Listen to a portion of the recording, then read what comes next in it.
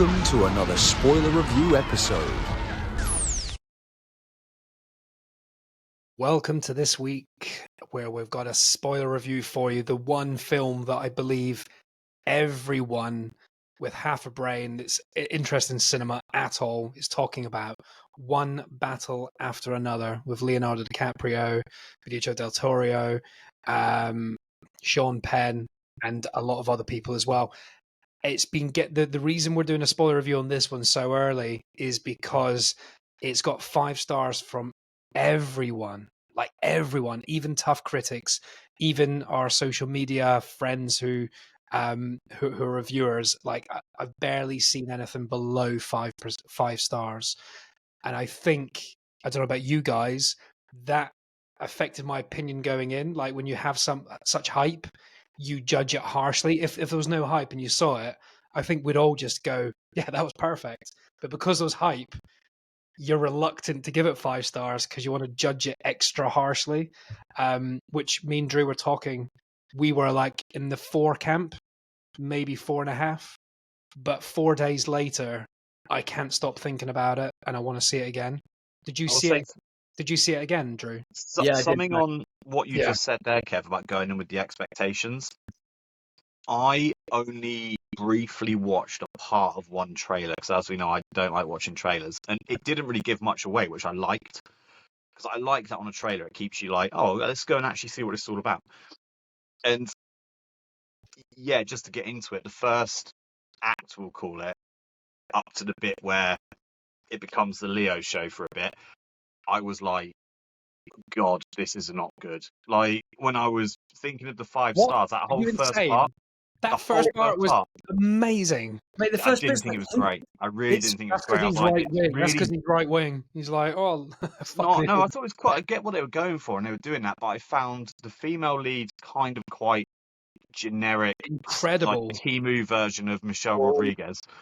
No, and it was like Michelle Rodriguez is the Temu version of herself. Like the whole relationship with how the relationship starts, like with. This is already going to be a battle. Which is weird. Like I was going to say, One Battle After Another is actually an analogy for this episode. Yeah, because it didn't get me. I thought it was good, but I wasn't Taylor, like screaming 5 stars. Yeah, for me. Teyana Taylor carried that opening act. It was all her. She was the only one in it. She had to carry it. Yeah, but well, no, go on, Drew. I was going to say, actually, the irony for me, because like when you were saying later on about things that you wish they'd done differently, I wish there was more of her. I really was hoping she'd come back because this is what I was going to say. Her character is actually more fascinating than DiCaprio's. Don't get me wrong. I love DiCaprio's performance. I love everything he's doing, but I feel like he could do that role just stood on his head, blindfolded, right? That's an easy role for him. Nothing compared to the chops he had to do for The Departed and other things like The Revenant and stuff. But her character was so fascinating because she damages her own home. She makes massive sacrifices in order to pursue the revolution. And then she turns her back by having to become a rat. So like her journey is fascinating. Well, and then just to finish my point on her, when I started watching the movie, I thought, this is all right. It's like, it's another sort of film like this, brilliant. She's kind of this like generic badass like woman with a machine gun when she's pregnant. The whole Sean Penn thing about get a boner and that was a bit weird. And then like she ends up banging him. It's like rather than just shooting him, which she could have just done, or blown him up. Her boyfriend's an expert, like so she obviously wanted it. Yeah, but she's not a killer. You're going for the wrong method there. No, but she ends up a killer, ironically. Yeah, but like the point I'm making is, at the end of that first act, I was like, it's okay. But by the time we got to Act 3 or 4, Act 1, to me was like, do you know what? Actually, that was actually really good. But it took me a few to realise why it was good. Because I think I went into it expecting instant 5-star glory, but you don't get it. It's a slower burn. At the end of it, I was like, actually, the first part was really good, and now I kind of wish I feel a bit shortchanged that we didn't see her character again. It's a good point, James. So it wasn't like I thought it was bad now. Just I started thinking. What I would say on your point is that I was like, oh, it's actually quite good. it's more of a slow burn than you're thinking. Because like, again, I agree. I expected boom, boom, boom, loads of shit. Yeah. And it was constant, but it wasn't high energy all the way. It was just constantly moving, and it was constantly tense. But I did think it was going to be a bigger opening sequence. It was a slower, but I thought that's what was great about it, the character development. You got to see the way she is. She is all about the cause. She will do anything for the cause, and she enjoys it. That's why she's playing with Sean Penn. She doesn't want to kill him. She doesn't want to just say stay still and let us do our job. She wants to embarrass him because she hates his guts.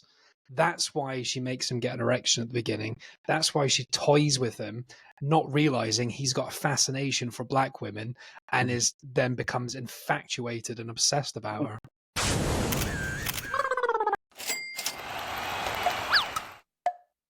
Sorry to interrupt the show.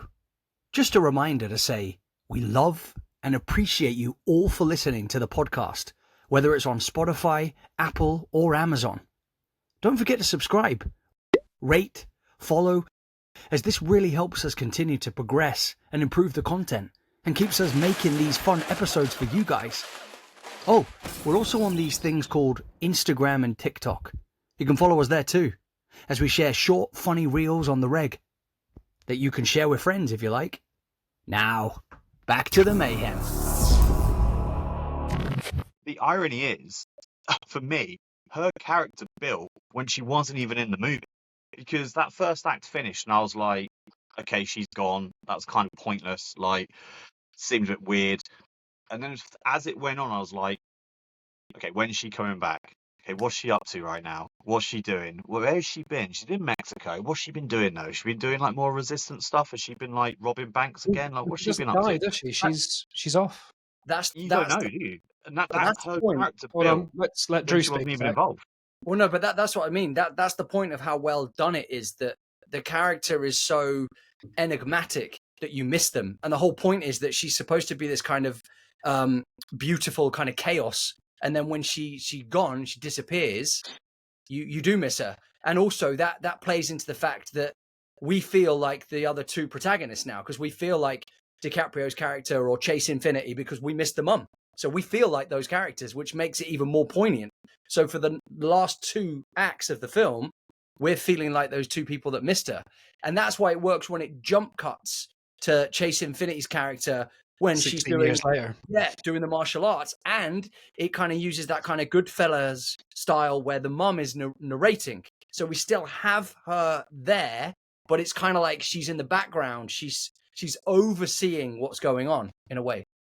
To just for the audience listening to us talking about it, I'm sure they're not listening to this unless they've seen it, but just in case, a rough overview is that we spoilers. didn't actually say what the film's actually about, but the point is it's Leonardo DiCaprio and his partner, played by Tiona Taylor, playing, what's her character, Pravidia something.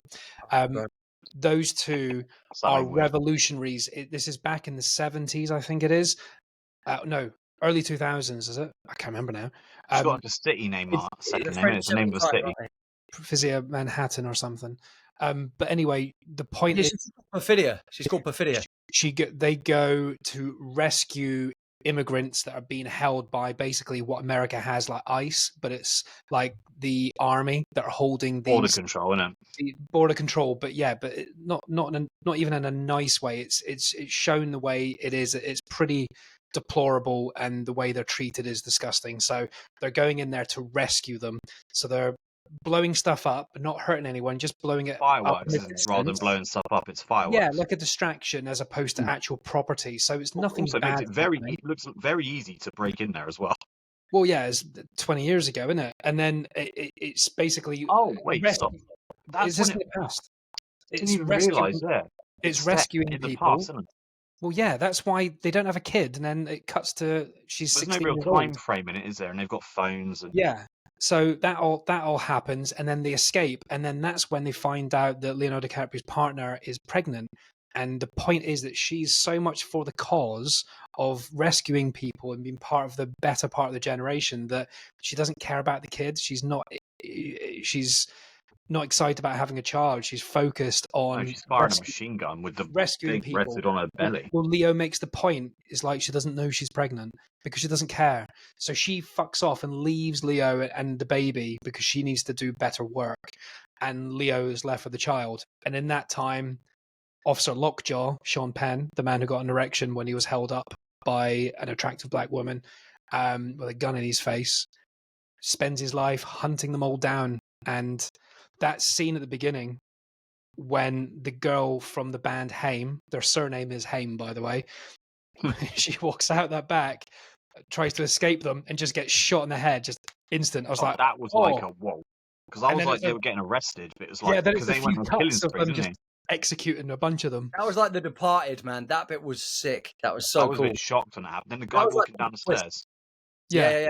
Well, that shows how bad they are because he was shooting them in his back as he's walking down a flight of stairs. Like they're not doing things by the book. He's got a bee in his bonnet, and he feels like he's been abused. Well, we find out that he is a white supremacist, racist, Well, purist. not a very good one.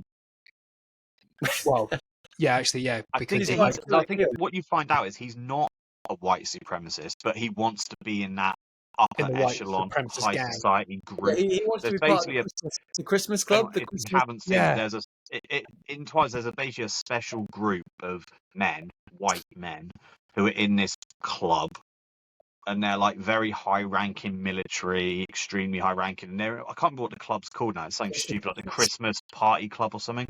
Yeah. And they obviously like run the joint, and they're all like very nationalist, like white men. Which is he obviously isn't, but he really, really wants to be in that group and be respected. Well, that's also the catalyst for why the third act happens, because he's trying to chase said evidence. And actually, to be honest, I know we're going into spoilers and stuff. It makes it more of a twist when you find out that it's his daughter, because it completely takes the I don't think it's a twist for us. I think we knew. It wasn't a twist at all. I called it from the fact from the minute you saw she was pregnant. Yeah, there's no way that was that's a twist. That wasn't his. Well, no, at the very beginning, so lazy like to do that. Yeah, they meet up in a hotel room. It's not meant to be a twist. Right. Oh, okay. It's meant to be a twist for Sean Penn. Sean Penn doesn't realize, but he's got an inkling. Okay. He's just been talking about it. You only care about it when the Christmas Club, which I hate calling it that, the white supremacist fucknuts, when they say you can only be part of our group if you're from, if you're pure blood or whatever. Yeah. You know, have you ever been with a person of another race or anything like that? And if you have, you're not invited in. Clean up your past sort of thing, right? But they're never going to let him in. They were going to clean up the past and still get rid of him. That was always the plan. As soon as we're on that case, I'll say that is the one point of the film I think they dropped the ball. I think the film would have been so much better if he went through all of that, still got killed for it and everything, but it wasn't his daughter. And it was Leo's. Yeah. That would have made the film. I mean, he went through all that stuff, and the whole film, you're like, yeah, it's blatantly his. Like, they're leading up. He does all the DNA. He's got it hooked up to the machine, all this crap. And then they shoot him for it and that. And then it comes back and it's not his. That would have been such a better, like, twist for me. That would have been a twist. See, I like it the way it is because it makes him and his daughter a stronger bond, as in Leo and Willa. Their bond is much stronger because... I just think it would have been cooler if you found out he went through all that and still got shot for it. Yeah, that would be cool. Wasn't actually his daughter. I prefer the way it is. This is again like what you're saying, Kev. That the idea that it's like family is bond, not blood, which I think is a really powerful thing. And that kind of here's the weird thing for me though, because and kind of watching it upon a second time, I'd love to know how much screen time DiCaprio has compared to Sean Penn, because it feels like even though DiCaprio is supposed to be the protagonist, it feels like Sean Penn is the lead. Like, I know he'll probably go up for supporting actor at the Oscars, but it does feel like DiCaprio is the supporting, and especially once you realize it's not his daughter. So it feels like it kind of goes more in Sean Penn's way. Not only that, Sean Penn has an arc, right? So when you watch the film again, DiCaprio's character doesn't really change. He stays a pothead that's fighting to try and get his daughter, but he doesn't learn from any of his mistakes. He stays at home, he carries on smoking pot at the end and goes, all the best with the revolution. Woo! But Sean Penn's character has an arc. Hence why it feels more like it's Sean Penn's film. And this is why a lot of people are coming out saying Sean Penn is amazing in it. Because the way it's written, his character goes through more. I would agree with that. It looks great as well. I would agree with that, but I would say the one thing that swings it for me is how good Leo's performance is in the Benicio del Toro, him like doing that whole thing is so ridiculously incredible. Hilarious, yeah. It kind of like is more buoyant. Like, because Sean Penn's character is there, but you know he's a bad guy from the get-go, so you're mentally not seeing him as a good guy. I think it's But how because probably is on the screen, his acting is incredible. Leo shares screen time with his daughter or his wife, so they're the protagonists, and he's the bad guy, so he's probably in the same amount of time as those three put together, because it's either one of them or the other. So it's the girl and it's Sean Penn. It's I think Leo, your brain Sean Penn, maybe tricks you into thinking the other way around. But it's the Leo show in the second act, isn't it? But Sean Penn, you're probably right, Drew. But I think your brain tricks you into thinking it's maybe the other way around. But again, that's why the 3 acts is very clever. Sorry, Kev. That's why the 3 acts is really clever, because you're right.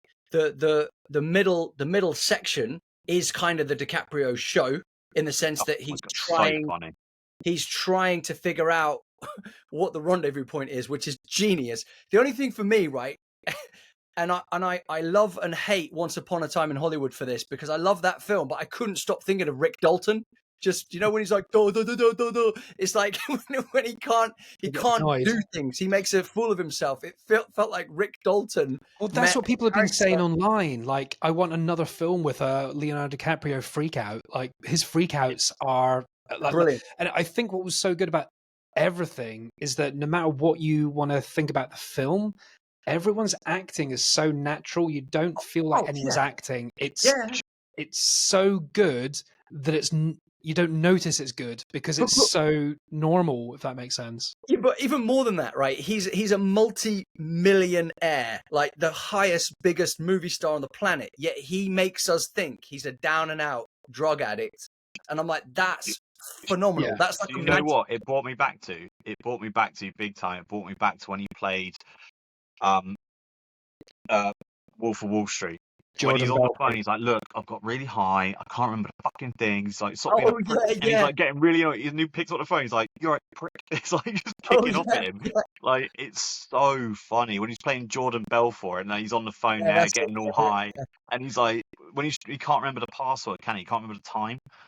Yeah. The time passing. He's like, "Look, I remember the time." He's getting really angry. Just remind me when he played Jordan Belfort on the Wolf of Wall Street. It was so funny. What time's on the clock? What time's on the clock? Yeah, he's like, he's just getting really pissed off, isn't he? Give me the answer. What time's on the clock? It was there is no time. Time is a construct, an illusion, whatever. 10 points. But it's so funny when the guy finds out that he gives it back to the guy, and he's like, "You fucking idiot! Do you know who this is?" And he gives it back to the guy. When Benicio del Toro says, he goes 8:15. He just shouts it out like for no reason. He never mentioned it again. Like, in my head, I was like, "Wouldn't it be funny if that was the password?" I thought for no reason. Do you reckon that was ad lib?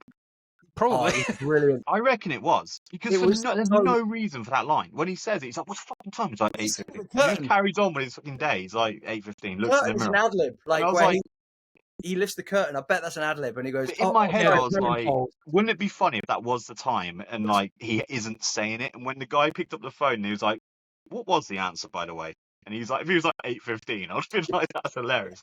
But he's like, there is no time contract. So that makes me think that Benicio del Toro, who we know is a little shit in movies because of the Usual Suspects lineup. Oh, yeah, that was genius. He's a little shit. And doing the voice, he just made it up, didn't he? Yeah. Fenster. I reckon that was ad-lib. And that will come out. That was just Paul Thomas Anderson, the writer and director, he has said that everyone brought their own thoughts to this film. He said there is a script, but if someone had an idea that was better, we did it. And they shot so many scenes about 10, 20 times to get it right. So people changed things as they went along, and he took the best cuts. So there was definitely 100% ad-libs multiple times.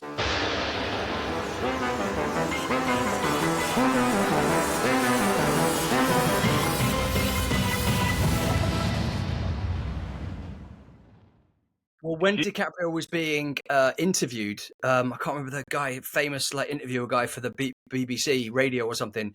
DiCaprio admitted that he came up with a concept of him not knowing what the rendezvous point was, and he says that Paul Thomas Anderson took that on board, and that's why you've got that brilliant kind of second act, because he says you've got brilliant conflict. He says because I'm a bit of a stoner.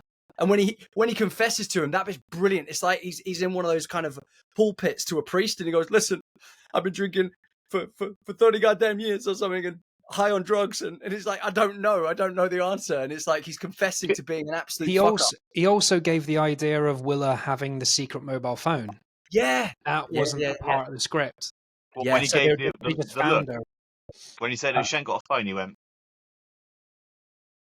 like Benicio del Toro in the car. She's like, Willa ain't got a phone. He's like, yeah, but he's trying not to throw her under the bus, man. That is brilliant. Of course they do. Can you imagine how that was pitched to Benicio del Toro, that part? They're like, Benicio, we've got a part for you. What is it? You're going to be a karate instructor. Bear in mind, he's never done, like, as far as I know, a physical fighting role.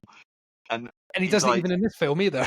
Also, you're a karate instructor. You've got one student because she's the only picture on the wall and she's the only one in that class. And he's somehow paying for some sort of drug thing. He's like, yeah, okay, right. They go probably through the whole role, and he's like, "What the fuck have you been spending?" Like Leonardo DiCaprio's in it. He's like, "Yeah, I'll do it." Well, yeah, but and his buddy, he's so choosy with his roles, but he's so great in it because he's just like chilling. When he's like telling him to get off the mat as well. That was funny. 21 grams though. Sean Penn and Benicio del Toro, man. I think they're tight. They're dogs, man. That's why he's like, yeah, I'll get on board again. Yeah, he was in another Paul Thomas Anderson film as well. Yeah, Inherent Vice. Inherent Vice, that was it. Yeah, I just looked at Paul Thomas Anderson filmography there. He's done all the music videos for Haim. There we go. There's the connection. Are you joking? That's why they got the job then. Why only one of them, though? Because there's 3 in that band, isn't there? Yeah, but one's an actor. They're Irish, aren't they? No, they're American. Benicio del Toro was given like a picture of like a judo instructor with a lion or tiger head. And he was like, hilarious. He was embodying the kind of like inner tiger, almost like Kung Fu Panda. And I kind of got that vibe from Benicio del Toro. Like he's just watched all the Kung Fu Panda films and gone, I'm going to incorporate this into Sensei. One thing I didn't get, and you might be able to answer this, I might have missed it, is because did Leonardo DiCaprio's character know that Benicio del Toro was in the Resistance or whatever? Because he's obviously in some sort of shit because he has all these escape tunnels and he had all these people trying to get. Did he know, or was it just pure coincidence? Because when he goes to him, he's like, "Have you got a gun?" It's not obvious. You never know what was in that guitar case, do you? Because maybe he knows. Falls off the building. No, there is a gun in it. No, it's the sniper rifle. He gives the gun to him later. That's the gun he uses. Oh, okay. He gets it back and gives it to him in the car when he escapes out of the hospital. Oh, yeah, of course. But, like, did he know? Because when he runs to him initially, he's like, "Can we go to your house and do all this?" It sounds like he doesn't know. I think he knows that he's helpful or he's on side, but I don't think he knows the extent of each other. It just happens to be some sort of, like ninja skateboarders.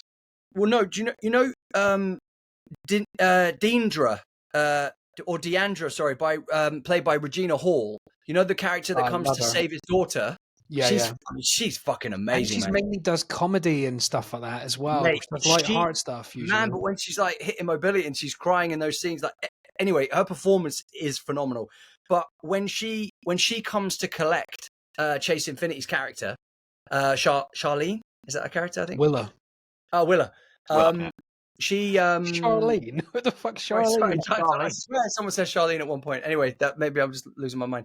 But where was I going with this? I feel like she is the link to Benicio del Toro, because if you think about how much of a fuck up DiCaprio is, I don't think DiCaprio knew about Sensei. I get the feeling that Regina Hall's character set up Benicio del Toro, because he's part of the Resistance and she's smart, man. She help train the kid up as well. Yes. Because later on, she hints at, what do you know? She takes her to that church with all of the nuns where they're all kind of like ninjas and like they all know crazy shit. And she trains her up. That's hilarious, by the way, that part. Hang on. And there's that beautiful mirror moment of, you know, when, oh, fuck, I can't remember her name now, but when she's got the machine gun and she's pregnant, she goes, do. They have the exact same, same shot shooting the gun later on with the daughter. And I was like, I love things like that, Except man. the daughter's Yeah, the daughter's more serious. Like Yeah, she's it's like just having a better, man. laugh with the gun, and the daughter's like Yeah, fucking. yeah, yeah. But she's got that inner kind of revolutionary kind of like rah. She's got that rawness, even though Yeah, she's trying to run away from it and trying to hang out and be normal and be in the world and be open to all of the changes in life and hang out with her friends and just be chill. She's actually brilliant at it, and in not trying to fall into her mum's kind of pattern or shadow, she ends up yeah. being better than her mum. I Because think she you're does the right. right I think there is a connection, but he wasn't aware of it fully. But thing. he might have Yeah, insinuated. I think you're spot on there, Drew. To be fair, Also, the with him, remember he's a stoner, and he lets her go out without him, but he's paranoid. He probably only knows Sensei and a school teacher. That's the only Yeah. two adults he probably ever meets. can we Is bring this, up one bit of pure comedy that happened as well? Another bit when he's on the phone saying that, like, yeah, look, I've done a lot of drugs. I can't remember the password. They just takes another. He's still going. Mate, Just like his little comic things timing, like that are just and pure gold. he's got it with like a pair of tweezers, like And yeah. we were properly laughing in the cinema. oh Unfortunately, when we went, there was probably like 6 other people in the cinema, which is insane. Yeah, there was But less than 10 in the IMAX with me. Less than 10, mad. including me. But I when was he did that, we were Mm. proper laughing out loud when he did like little things like that, and it was like, Yeah. yeah, I've been like really, I've been doing loads of like I whatever, mean, and the funniest he's like really things, high, I can't remember. the funniest things is anything Benito del Toro said, but also At Leonardo 8:15, we were DiCaprio creasing. trying to charge his phone every time he got it Oh, plugged Gets thrown in. off. yeah, Let's move and room. he's Let's got like move his room. dressing gown Okay. on, Annie, or something. Where's the Isn't he wearing where's like a the dressing gown or something? where's the plug? Where's the plug? Here's the plug. As soon as it slots Every in, time right, let's go to takes it this out. room. Fuck's Do you know sake. what? One of the really like that's such farcical humor. When watching it a second time though, there's a bit where he goes, "Get off the goddamn phone!" Right? He's talking to the young lad that's leaning against the wall, but Yeah. DiCaprio's character shits himself and goes, He's like, I'm just trying to." He thinks it's him, but For he's like, me, Benicio del Toro's having a the go at the other whole guy. thing. But the reason that that's so funny is because it's not funny. Because Yeah. it's a serious. This is a life or death situation, Yeah, and it's yeah. funny because it's so ludicrous. If that Yeah, was a yeah, yeah. comedy skit, it wouldn't have been funny. No. But because it's serious, it's so funny. Yeah, For yeah. me, You know the what he's whole looking. scene where he gets to the judo place or the karate place, whatever martial art it is, up to the end, it's like Tom and Jerry. It's It's just brilliant. chaos. Because Yeah. Tom and Jerry, she's always in like the robe and stuff, isn't she, in her slippers, and he's like running around, and I was like, it's like a Tom and Jerry skit. It's Like the falling whole on the thing's floor. ridiculous. He goes, "I Well, thought when you he had gets weapons. gassed- All I've got is his nunchucks," and chucks them. Yeah. Yeah, he's like, what the fucking weapon? He's got nunchucks and stuff. You know when he gets gassed and he's coming out of the tunnel and he goes into that toilet to try and like get his shit together and he waters his eyes because he's kind of high but also the gas probably went in his eyes and then he pulls the shelf to look for a fucking a plug socket even in that like toilet thing. That's why he pulls that thing and he goes, oh fuck, and he I carries on. can't wait to watch it for a second time. Mate, I it's reckon actually there's so better. many Easter eggs in that film. Mate, Yeah. it's actually better second time I round, reckon man. it's Easter egg central. When you watch it again, knowing you're not paying attention to the important bits, you're This paying is what attention to like The when you overall. secondary watch a movie, you this is know the what important bits, you know the story, so you're kind of like looking for tweaks and so little bits. But that 8:15, I swear, that is ad lib of the year. But it's the that way he has to says be. it. It's the way he says it. It's a throwaway line. It's Yeah, 15 carries on. And then it's never mentioned What is again. that Because in line? my head, I honestly was like, oh, that's And going to Leo be the doesn't even look up. password. And then when Matey Boy's like, look, you fucking idiot, what was the password? And he's What like, else? oh, there is no time, it's a construct. And So he's I like, was like, so son of a angry. bitch. But I love the fact that like Benicio's character is going around with beers as well, and he knows he's going to be driving. He's just like, "You want a beer? You want a beer?" And he's Oh just yeah, every constantly- time he comes in a room, he's like, beer? yeah, beer? he's like, beer, beer. And then when they're in the car, he's like, "We'll do a selfie." He's like, "What?" It's Yeah. What about the line? What about And he the gets- line when he's drinking and his daughter gets home and she's Oh, like, that's you drink drive? He's like, look, I'm an adult. I know how to drink drive. I got one of the biggest laughs, man. Look, I got that one- line, I'm an adult. I know how to drink drive. Or whatever he said. Like, He says it like it's that. He close to does. that, isn't it? I was like, that is such Also, a good line. the police are pulling him over when they're both drinking in the car, and Yeah. he just starts downing his drink rather than getting rid of him. He just continues to drink and then throws Leo out of the car. No. Well, he hands his drink to Leo to like put it in the bag, and then he's going to drop him off with the Oh no, he evidence. downs it. He downs it first. He does a big gulp and then gives it to him. Yeah, and then puts it in. But when you were saying like he doesn't do any martial arts, but I was like, no, but he knows how to dance in front of a couple of police officers. You know, he does that Oh weird. yeah, That feels like an ad lib as well. And they're like, how did they keep straight faces? Where he's like, sir, can you put your hands up? I didn't say dance. I think an important bit before we go into like the third act side of things, but like I think some of the important things I read as well is that the politics of this film.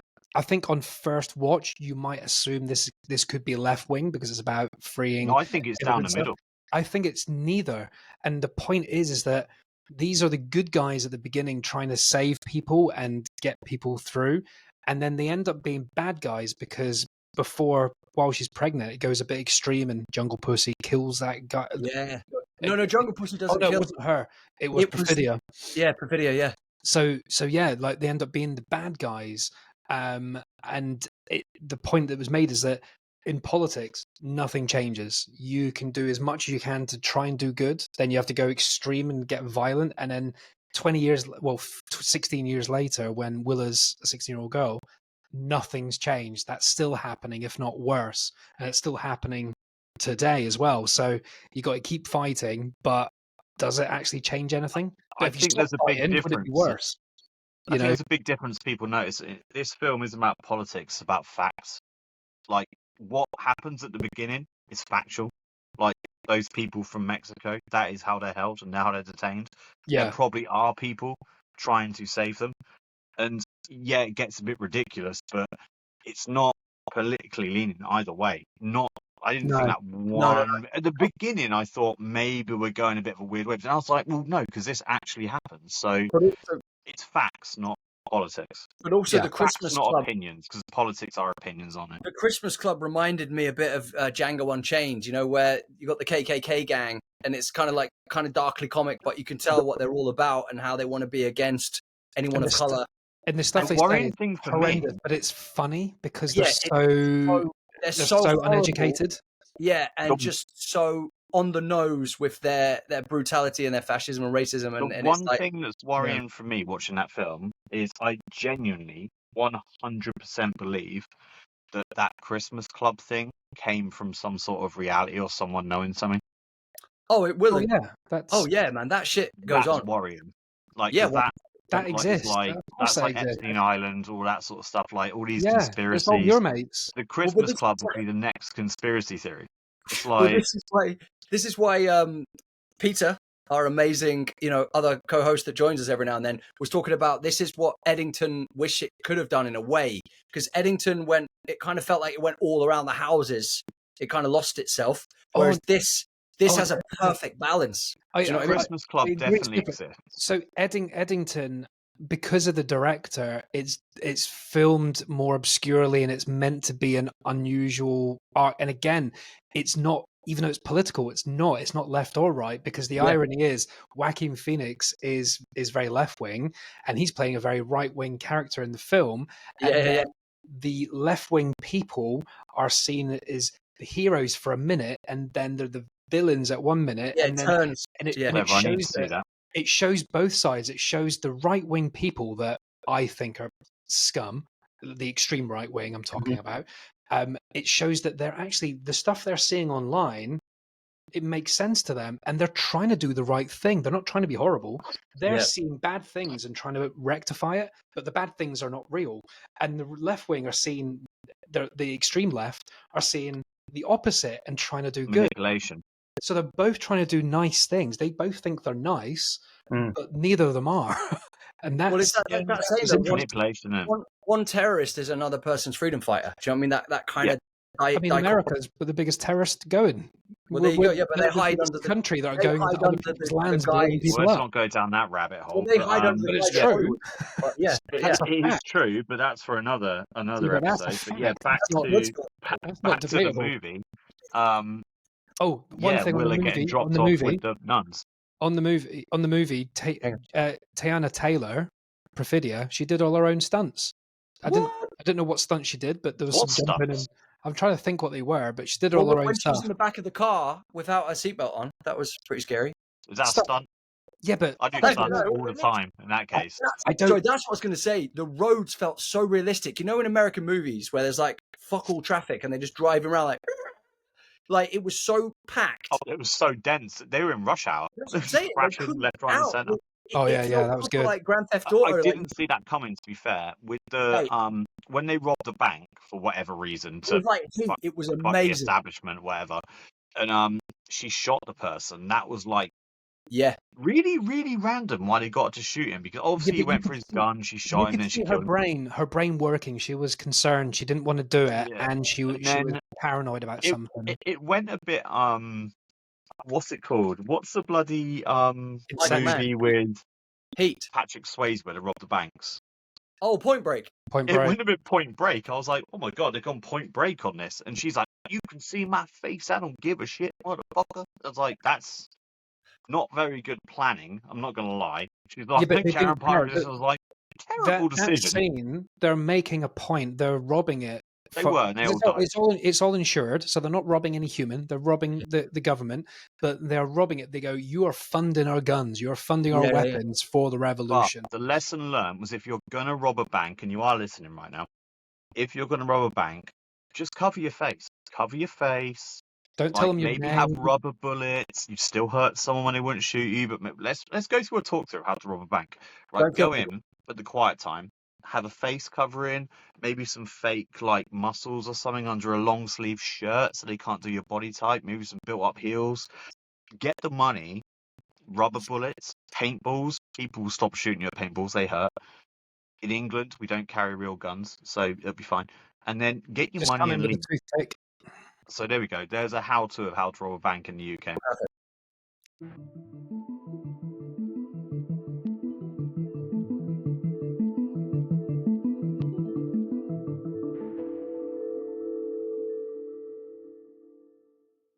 Perfect. James, do you want a fun little fact that you'll enjoy specifically because it's a film you like? Oh. So you know Willa, the girl, played Yep. by the girl. Her Chase name is Infinity. Chase Who I Infinity. think is going to be a tremendous actress going forward.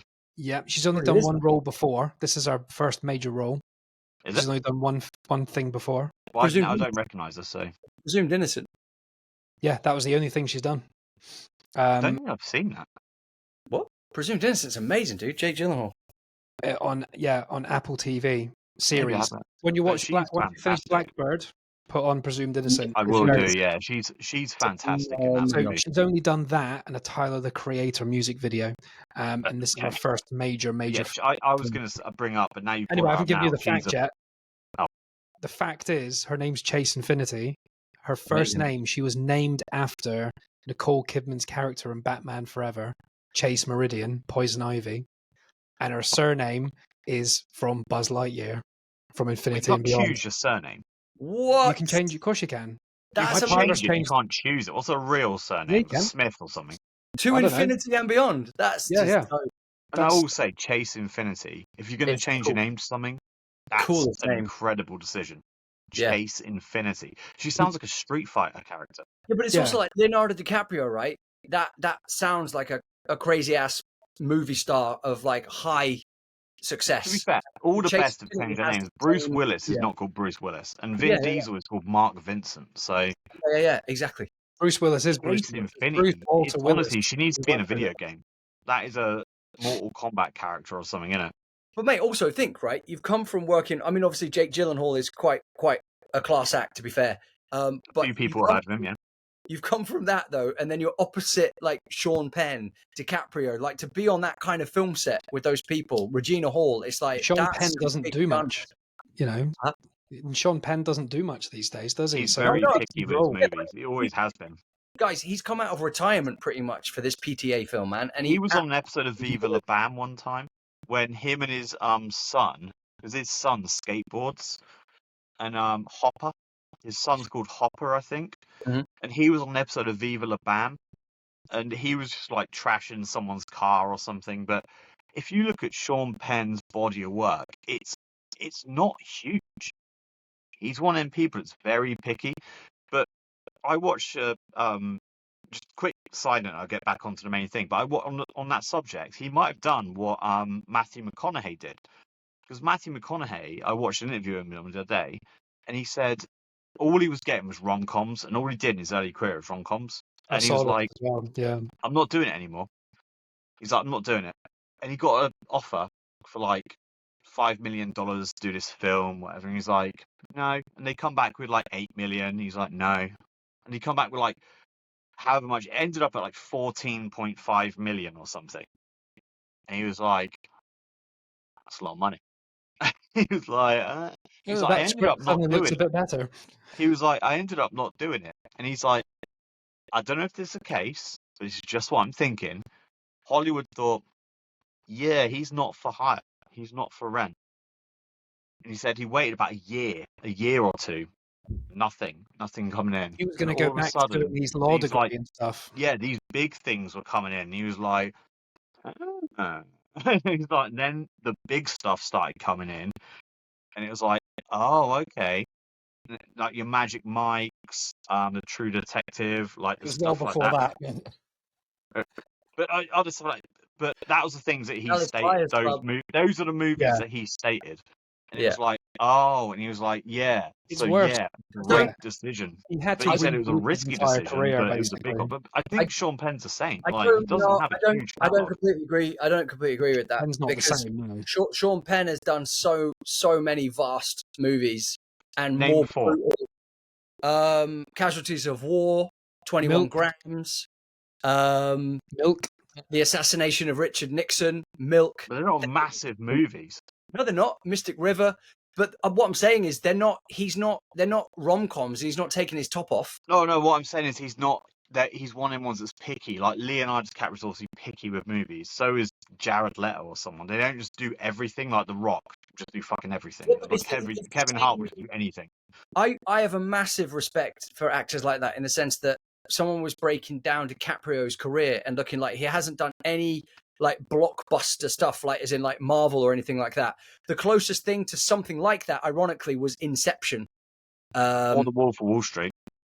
Yeah, but That's again, pretty it's mainstream. That was a commercial success because it was good. It wasn't a blockbuster film he did. It ended up being great. It Yeah, wasn't. good point. He's it not been wasn't in a like a Marvel- Jurassic wasn't a Park or like guaranteed- Aliens That's what or I something, mean. have they? He was offered The Matrix. He was offered Star Wars. He was offered, do you know what I mean? Things like that. And it's like, he probably offered something in the Marvel world. He was like, I'm good. And you respect him for it, man. Oh shit! Just to go to Paul Thomas Anderson. So just looking at Sean Penn's previous films, he was also in Licorice Pizza with the girl from What? Haim, which was Paul Thomas Anderson. And Paul Thomas Anderson obviously can. To go to Paul Thomas Anderson, he doesn't do much. Like he's very renowned, but he's like Tarantino. He's done less than 10. He's hardly done any films. Paul Thomas Anderson has a skill.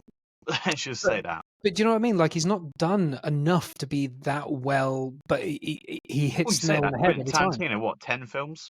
Well, like I'm saying, so he's done 9. one battle after another. Previous to that, apart from some Haim tracks, Licorice Pizza in 2021, which I've mentioned about 20 times now.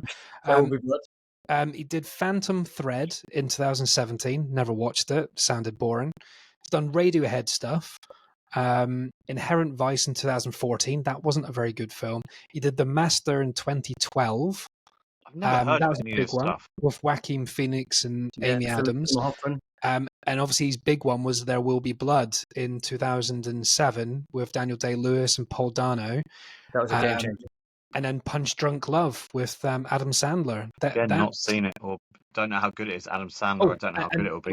Biggest one he did his first one, Boogie Nights, 1997. Boogie Nights, fantastic. see, love that. But again, Philip Seymour Hoffman again, we mentioned on a previous show. Yeah, he wanted to work with him. DiCaprio is like, I've always wanted to work with Paul Thomas. This guy seems mental, right? He just does. Look at all people that just like fires darts and occasionally hits a bullseye. Yeah, look at all his films. They're so different in their kind of style and their genre. He's not a Tarantino at all, is he? Because Tarantino is like treble 20, double 20, bullseye, whereas this guy seems like I just meant in the quantity. And occasionally he hits a bullseye. I just meant in the quantity. Plus, he writes and directs. His films are his films; they're his babies. He does some writing that he doesn't direct, but anything he directs, he writes. It's his. I mean, impressive, which is rare because he's had some big wins, not little wins. You've got to be Nolan or Tarantino to command what he's commanding, and to get people like Leo and Sean Penn. And also, say the guy's name again. Paul Thomas Anderson. PTA. Ask 100 people in the street who he is. 98, 99 don't know who he is. But ask them who Tarantino is. Yeah, they will now. No, but PTA is on the fucking map now with One Battle After Another because of all the generation. Maybe. They're Yeah, getting, maybe, getting but- pushed. Maybe. No, every actor, if you listen to any interview or any YouTube clip, every actor is conditioned now to say, I had to work with Paul Thomas. It's basically the sort of script that everyone... That's mental. You think, when was Listen, Boogie Nights? One second. It's basically the script that everyone in Oppenheimer said, oh, I won't do a film unless Christopher Nolan calls me. That puts him on the map because everyone puts him on the pedestal. Everyone's doing that currently about Paul Thomas Anderson. How old is he? Because Boogie Nights was a good 30 years ago, right? In 1997, and he was So like, it's taken him he was like this early long. 20s. Whereas Tarantino was instantly in the thing, and the other one, Spielberg, instantly. Paul Thomas Anderson is only 5 years older than us. He's not old. What?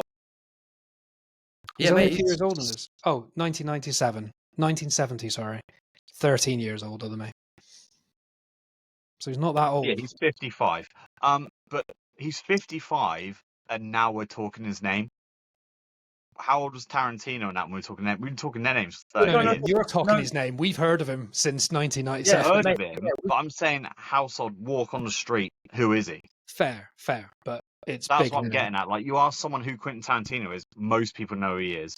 And they've known who he is for 20-something years. And he's probably the same age as this let's move guy. on. We're getting in the weeds here. I want to mention a bit about the last act, and then we'll talk about who we think is going to get nominated and a few bits of box office. But third act, that's after once the girl's been kidnapped and it's her trying to escape whilst Leo's trying to find her, and it's got that Indian guy who won't kill her because what is it? The Native American. Yeah. So Sean Penn comes to the nunnery, finds out, does the DNA test, finds out as a fact she is his daughter. So he has to kill her to get into the Christmas Racers Club. So, but he doesn't have the balls to do it himself. Sounds weird. Turns out they kill him anyway, regardless. So he gives it to a killer that he hires, this Indian guy, as in native Indian to America, and he won't do it. But he will drive her to another killer who will do it. Yeah, so pretty much he's like an Uber to a murderer, essentially. Yeah. I'll drive you there. You do the dark deed. But I'm glad about that because he gets. Go on.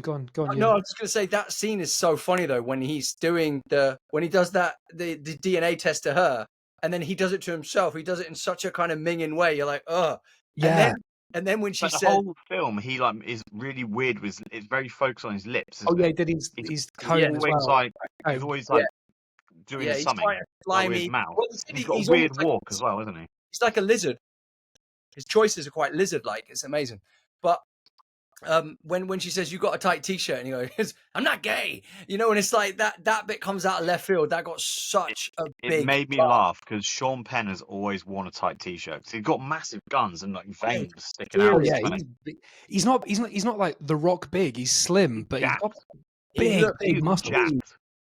But But again, that's what was good about Sean Penn because he is serious, he is disgusting, he's deplorable. But every scene he's in, it's quite comical. Like even at the beginning, action stuff.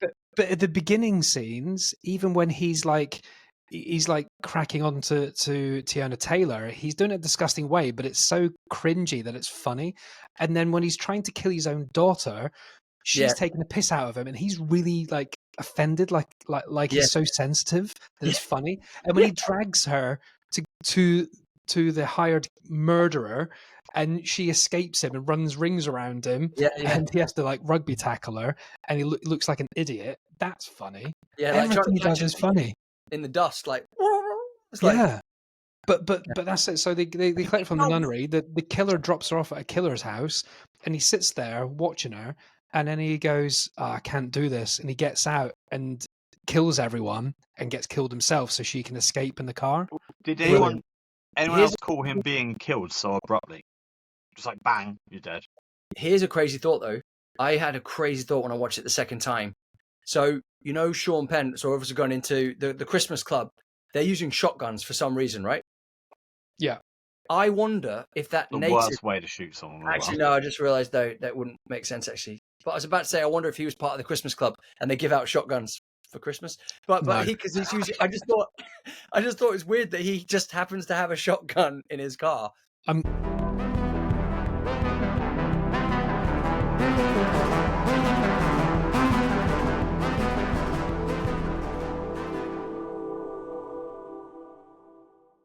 I'm gonna steal someone else's opinion as my Oh. own because I heard it and I was like, you fucking nailed it."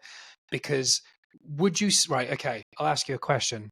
Would you say this is a violent film that or has violence? Yeah, it has It's violence. violent. It's not a violent film.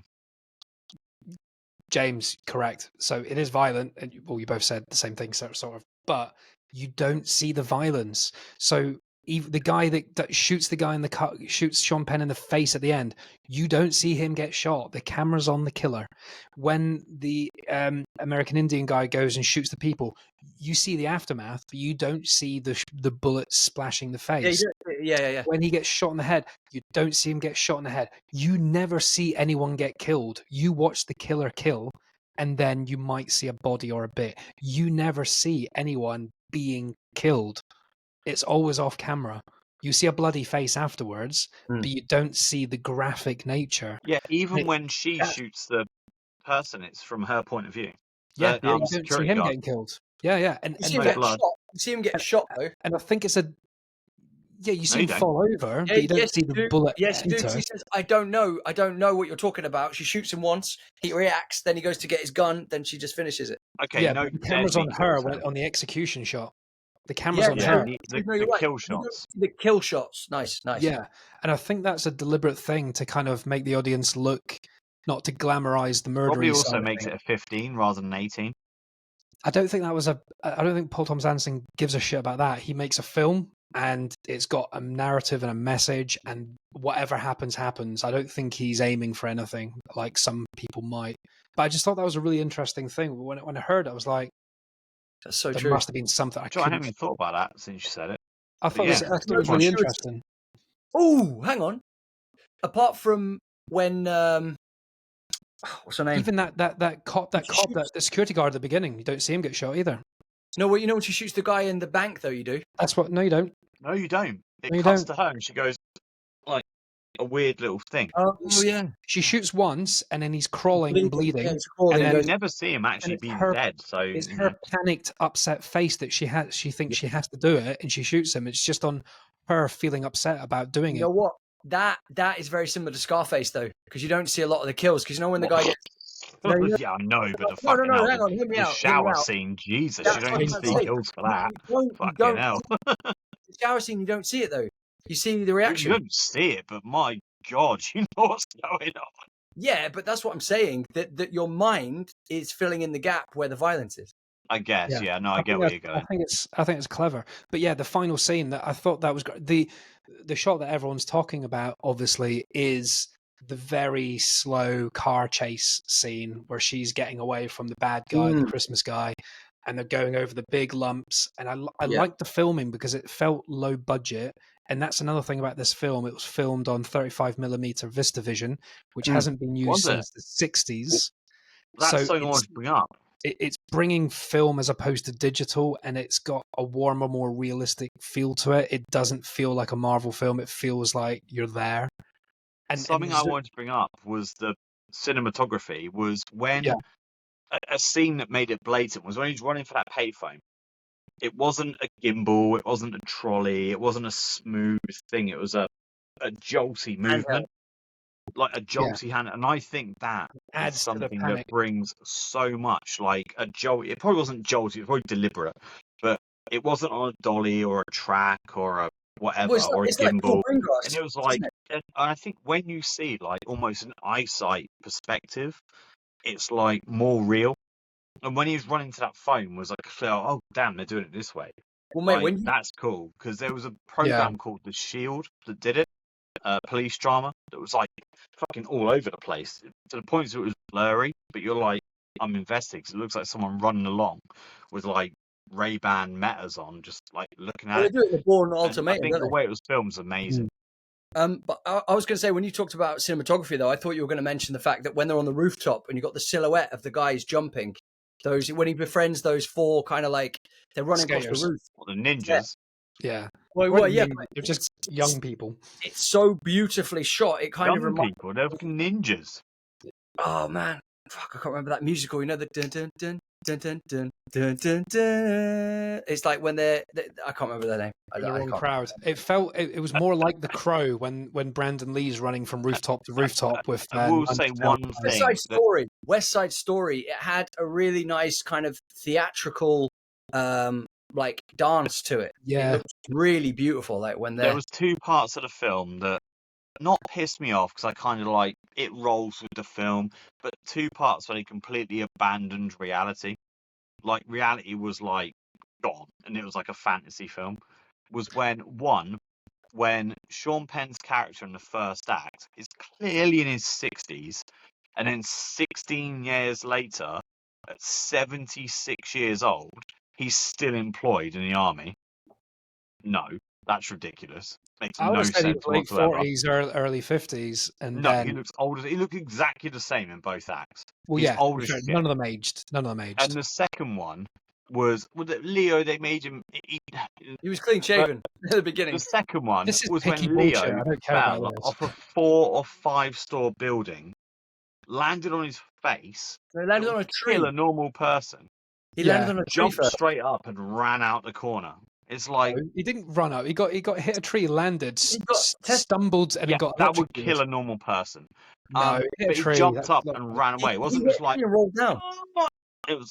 But I kind of forgave it because it kind of threaded because the skateboarding ninjas who were ninjas because they were jumping obscene amounts of fucking distance with a skateboard in their hand and a backpack, which is hard to do without gun. carrying stuff. They were just launching over But whose- 10-foot sorry. gaps. Whose fucking idea was it when he goes, get DiCaprio to this side, A to B, but you're going to jump across the rooftops? You're like, what? Yeah, This- by the way, there's a 15-foot gap. It's a you good way need to escape jump, them. and you're 50-something years old. So, yeah, and I could it's probably so- jump maybe I'm 3 not gonna- meters at best. Can we just rewind the conversation to an hour ago when James goes, "Are we going to talk about other things? Because we're not going to be able to talk about this film for an hour." We can. But yeah, we've got a- but I kind of enjoyed it because his fall was hilarious. It was the good. fact he got up and instantly got tased was even funnier. Yeah, I was so Because pissed the off fact about he it. got up, I was like, oh, he's like, going how to are get we gonna- away. Then instantly got caught. I was But like, we're on that's his hilarious. team, you know. We're on his team. We want him to escape. And when he got tasered, I was like, "Oh fuck! This film's going to be bollocks now." And then luckily he gets the revolution secret, and Yeah. which is It was just I was like, hilarious to thank me. God for that. He survived death and But instantly anyway, got can we arrested. go back to the There end was scene? no, Because we like, got to wrap payoff. this up. We got to wrap this up shortly. The thing about the end scene of that car chase is that the reason it felt grainy and stuff is like because it was so zoomed in, wasn't it? Because you saw the car go over and you didn't know how much the zoom was in because it was at the peaks, and then all of a sudden there's a tiny car in the distance, and then the next shot the car just appears right in the whole picture, and some of it was grainy and shaky because it was probably hard to focus, but that was genius when she went over the brow of the hill and stopped the car. Yeah, I was And going to went say to side. that's I thought- smart. But that's also why she's a genius. She created an ambush moment with the car that she'd Yeah. stolen. Like she's It shows how her stoner dad's trained her and indoctrinated into that her psyche that you will have to be, if this little button goes off, you got to trust that person in your life. Things yeah. can happen. We're genuine, whether she believed it or not. That's why she's doing fighting. She's I prepared. do- Forgot you to know? even mention do the agree little with that. bloody I feel like things it's- that went off. I feel like it's an instinct thing as well, not to take away from her character. I feel like she runs on instinct. She's got a very good intuitive mind, and she's thinking, Yeah. I can't outrun this guy because he's in a faster car. And I reckon she could pick up on that because But he's we really forgot close. to even mention one of the key Yeah. parts of the film. One sec. Where- Let's wait. Can we finish this train of thought? So I was going to say that's why she knows how to kind of like create like a little ambush thing, go across the road, knowing that he'll be bamboozled when he crashes, and then she Yeah. asks the question to go She- back to. And at the time, does she know he's a bad guy? Because she asked the question. She doesn't just kill him. She's Yeah, like, I better exactly. double check he's not a good guy that I've just accidentally made crash because I was panicked and 100%. paranoid. And were they trying to catch up to make sure she's okay? So yeah, you're right. There is an element Yeah. of. Or it could have been her dad trying to find her, but she couldn't take that risk. And I thought she was going to shoot him, though. I thought, how dark would it be if she accidentally shot him because he didn't know, because he's stoned, he didn't know the answer. But yeah, Leo, her dad comes around the corner and she still asks him the question. It's like, Yeah. but you can see it's me. What the hell? But she's so traumatized by By the what last she's been couple of through. days. We Yeah. forgot to So mention one of the great. biggest turning points of the whole entire movie. Go Is on. Willa thinks her dad's a fucking mental case. And he's like, take this little stick, whatever, wherever you go. That point where she's in the bathroom and the stick bleep. goes, and Yeah. she's like, What? oh shit. And Because she Regina never Hall knows. pops She was up. a baby when they were in the resistance, and he's obviously like not a bomb person or whatever anymore. And I'm just a stoner. And she's like, yeah, this is bullshit. She's grown up with her life being like, I'm not allowed to have to carry this stupid thing around. And then when it actually goes, the realization, like, oh shit. And she's like, ah, this is And it's a real. And lot of that trust woman for her comes to in, literally and just it's like, trust that as well. oh, like that's like a massive part of the film. Definitely. I'm going to say something that's a bit controversial though, because when I saw it a second time, right? So you know, like not it's a twist, but you've got Sean Penn's character's covered in blood with half his face fucking missing, and he's jogging up the fucking hill. That got one of the biggest laughs in the cinema because it's like Yeah. he's survived. It's ridiculous, It's isn't it? In my Terminator, ain't head, it? but in my head, yeah, it is a bit Terminator. In my head, I thought if it cut to the credits, the film is still brilliant, and it's like, wow, this is a bastard that never dies, right? Yeah. Now, don't get me wrong. That I think if it ended there, people would be like, "Whoa!" and it would definitely have a lot of kind of questions and all this kind of stuff. Some of the best bits after that, when it's funny that he's called Lockjaw and he has like a locked jaw because of what happened with the shotgun going off his face. Some of the funniest things happen at that Christmas, like second interview, shall we say? And they are some of the darkest comedy things happening. And then the whole kind of wrap up where you realize that Chase Infinity's character is taken over from the mum. But in my head, the pacing, like if it ended with him just coming over the mountain with the sun coming up, it's still a great place to end. It's that Yeah. little tag on moment I where do they're like just he got his tying up. comeuppance. He was so bad that you wanted him to get his True. comeuppance though.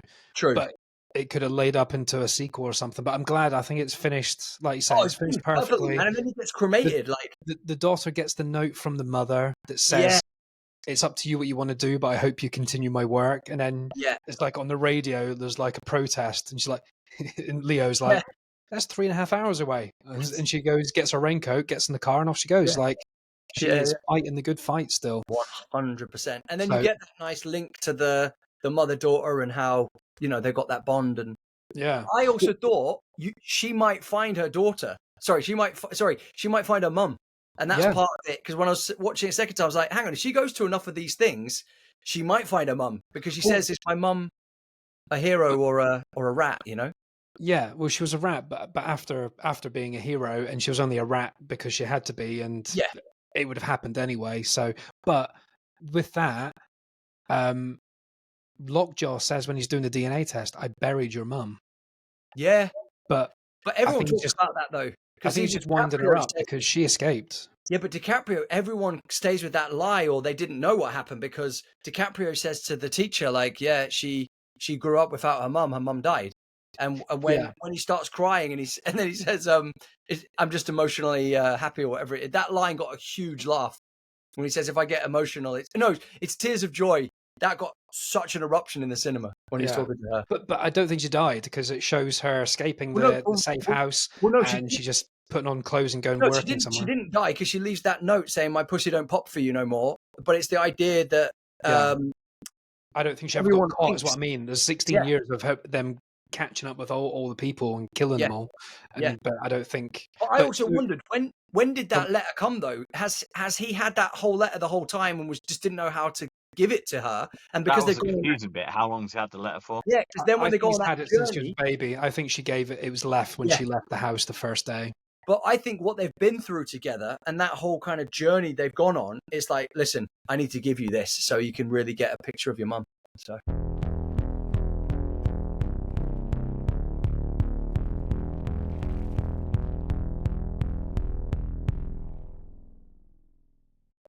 Okay, so we end let's end on a couple of things. What do we think this is gonna get nominated for? Because it's the highest rated film of the year I hate to say by it a long because shot. of when it came out. I don't think it's going to be nominated for much next year. I think it will. What? What are you on about? It's timing. I don't No. think it's going to be nominated for anywhere near as much as you think it will be.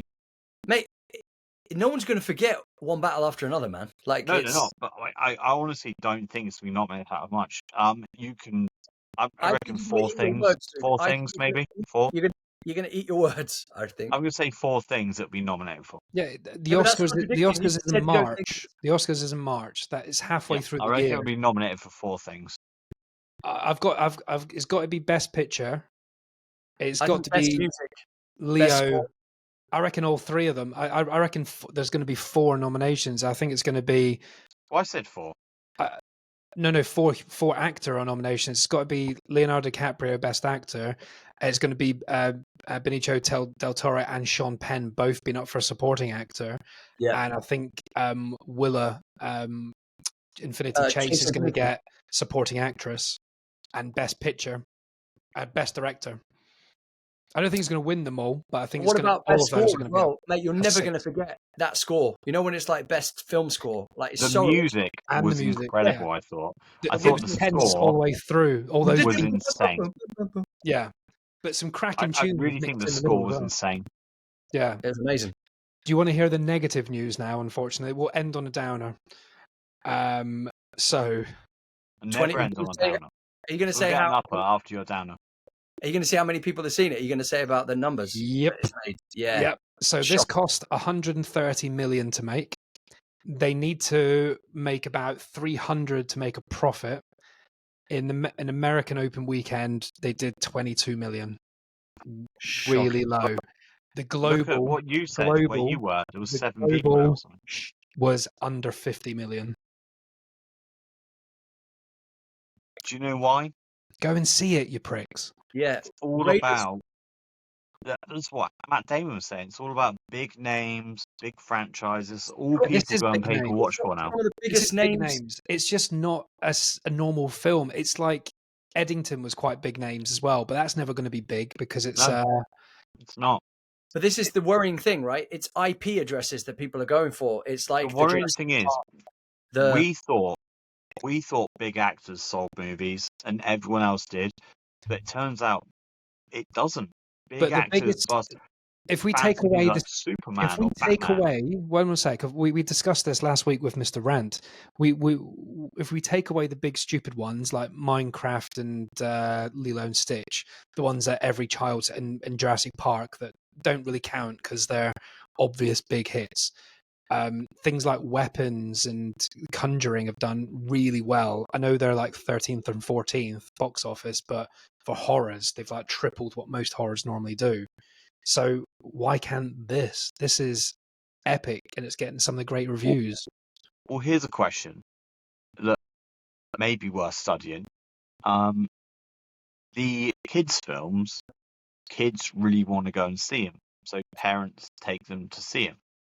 Whereas adults, a lot of adults, not us, we obviously love cinema, but a lot of adults are like, well, it's at the cinema, I kind of want to see it, but I could just wait a couple of weeks and it'll be on Prime. Yeah. I Maybe hate that's a streaming. massive Streaming. factor. I think streaming. Here's look. I Imagine. don't know. Kids Imagine don't one. want to wait. They want to see it now and then. They want to be with their friends and talk about it. Whereas us as adults are like, we can wait a couple of weeks and, maybe pay that extra couple of quid and do it. Maybe that's like us. I'm not saying us do that because we obviously No, all went let's to the not make. cinema this week, but But is what I was that a gonna say, thing? imagine One Battle After Another, right, was out, and this was like 20 odd years ago, where you didn't have streaming platforms or whatever. Oh, You God, just it'd be huge. This is what I'm saying. I do think, as amazing as it is having all of these different streaming platforms, it has stopped people from going out. Because imagine Actually, you're about to go to the cinema, right? Someone leans across and go, "Oh man, this new thing's come out on Netflix." Perfect example, Black Rabbit. Oh, hang on a minute. We don't have to pay to go. We don't have to get a train or a bus or a whatever to go to the cinema, buy the ticket, blah, blah, blah, blah, blah. We can just stay at home and just click. I There is hate a to lot say of good it, Drew, TV on at but the I moment think as well. it would have been the opposite. I think it would have been a few people have gone to see One Battle After Another 20 years ago, and then all them people were like, this is fucking amazing. Then everyone bought it on DVD, which ain't a thing anymore. which is why Reservoir Dogs was so big. It was shit at the cinema, Let's and then wrap it was this up. amazing at like DVD. Them We're sales are we're gone, going so into it's a like, discussion we've discussed about 100 times. Let's wrap it up. We've talked about box office a but yeah, million great times. film. If you haven't seen it, go and see it. It's so good. But what was the last thing I was going to say on the box office thing? Like, yeah, there is so much great TV, so I get that. But even Michael's Cineworld in Glasgow has just shut this week. Cineworld just shut down. It's one of the Yeah, they're biggest struggling at the moment. cinemas. It's like a multi-story. It's a huge. It's like over like 5 floors. It's a huge complex. It's just shut.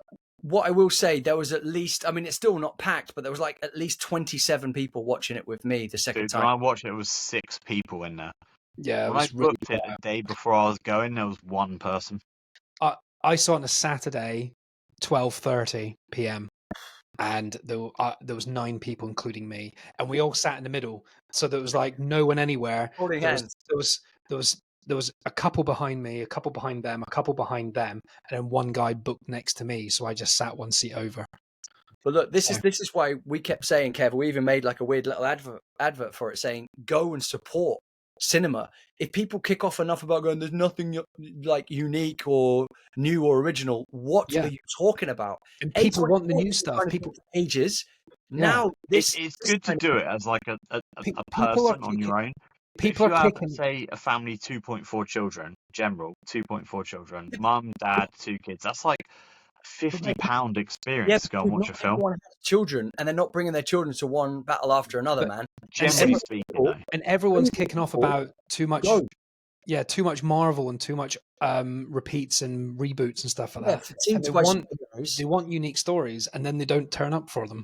Yeah, you've been given it. Go fucking see it. It's like someone's made the most amazing cake, and people are like, they don't make really nice, unique, new cakes, and they put it in front of you. Go, nah, I'm good, man. I'll just have like a packet of. I guess it's a double-edged sword because you know the whole thing coming out on Prime 2 weeks, 3 weeks like after it's been at the cinema.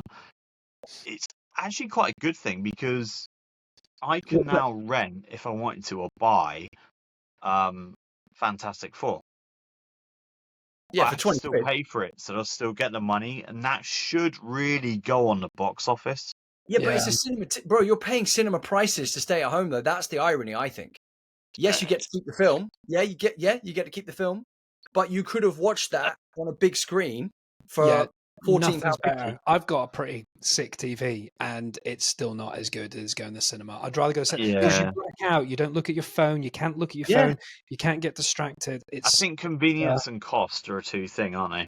Yeah. Right. Let's wrap this up. Otherwise, we'll go into old territory for the. Otherwise, great film, excellent movie. Go and see it. I'm on 5 whales. I might be even over 5 whales now. We've talked about it. 4.6. Drew? 5, man. I reckon it's 5, probably. Yeah. Yeah. So collectively, we're on 4.8 whales. Oh no, 4.9 because there was 2 5s, not just 1 5. That's close to perfect. It's close to perfect. So go and watch it. Thanks for listening to us argue, debate, laugh, joke, tear the film apart in a good way. And we'll see you next week. What have we got next week? It's just so I'll let you know. I should have had this prepared before. So this is episode 118. Next week, tune in because we have 2 hilarious guests from Australia. Tune in for that one. That's going to be fun. Prevailing Strange. We do. See you later. Bye-bye. This has been Rage Whale. Thanks for hanging out with us. We hope you had a whale of a time.